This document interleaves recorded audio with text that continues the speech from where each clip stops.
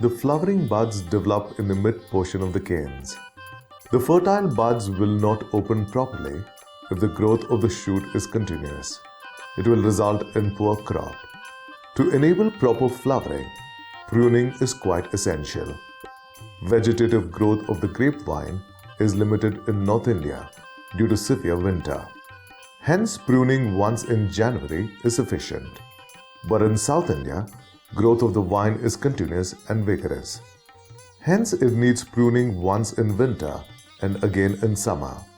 Summer or April pruning is called as back pruning, while winter or October pruning is called as forward pruning. The grapevine enters rest period after April pruning and develops fertile buds. Tender growth after pruning should not receive rain, and the winter should not commence before 10 days after pruning. Fix up the date of pruning so as to avoid these situations.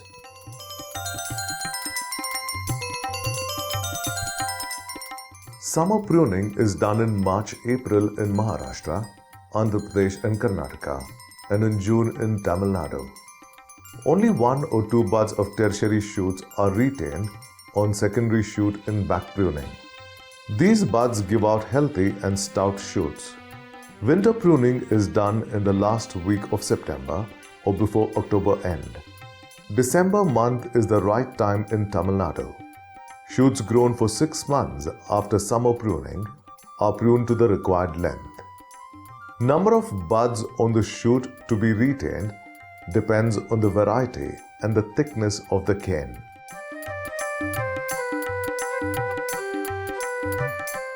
Most of the growers get 2 crops in a year in Bangalore Blue in Karnataka and Pacha Drakshi and Anab-e-Shahi in Tamil Nadu. In this case, forward pruning is done again in summer instead of back pruning. In another practice, Bangalore Blue Garden is divided into blocks and pruning is done at different times to extend the cropping period. In double cropping system, the quality of the grape is low due to over-exploitation of the vine, even though the total yield is more.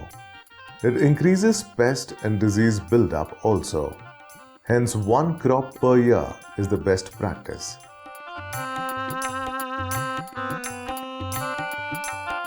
Pruning is an important operation which needs decision-making and accuracy. Heavy pruning or retaining less canes gives less yield, but the quality of the crop will be better. Light pruning or retaining more shoots will result in heavy crop but of lesser quality. One can go for light pruning if the vine growth is excellent, in good management condition, with sufficient nourishment and irrigation. But heavy crop on a poor vine will result in necrosis of bunches and many more problems. This affects the marketability of the bunch.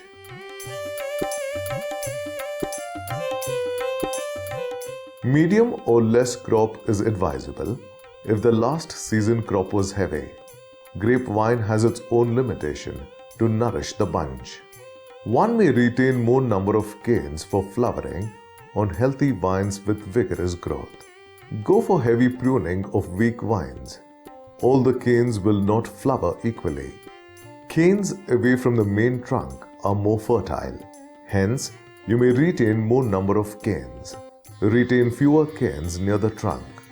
Partially grown green canes, tapering canes, flat canes, canes with long internodes will not bear flower.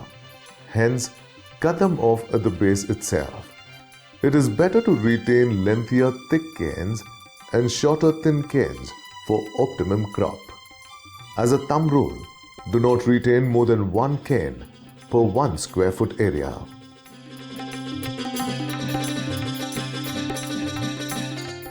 One more special method called sub-cane technique is practiced now. It has revolutionized grape cultivation.